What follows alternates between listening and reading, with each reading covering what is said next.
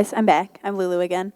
Well, I felt peer pressure. No, I'm kidding. I actually have things to say. So, if you do not know, on Saturday mornings, we do women's group in the cafe. It's super fun, super cool. Caitlin Schwenke usually leads it, but a couple times this year, I have been asked to lead it when Schwenke cannot be there.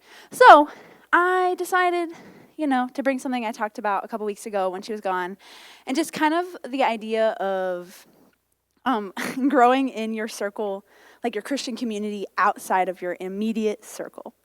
So I have a little passage. Psalm 33:1 says, "Behold, how good and pleasant is it when brothers dwell in unity."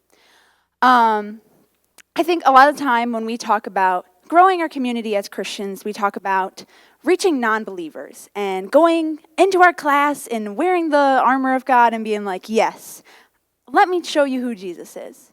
But have you ever considered turning to your right or turning to your left and going, do I know the people I sit in fellowship with and hear the word of God with every Tuesday? And if we're being honest with ourselves, you probably talk to the same 10 people every Tuesday, and you might be thinking, who the heck is that on the other side of the room? I've never talked to her in my life. And as Christians, I think there's a beauty in taking a step in obedience and faith and talking to the person across the room that you do not know. It's kind of a big part of why I've taken that step in leading these Unity Bible studies that we have next Thursday, if you would like to come. And just the idea of inviting other Christian groups, this is annoying me, like our Delight friends or our JP2 friends or Standing in the Gap. They are actively pursuing Jesus the same way we are actively pursuing Jesus, yet we have a wall between us and them. And I would just say, take a step back and reflect on your own biases towards other Christians.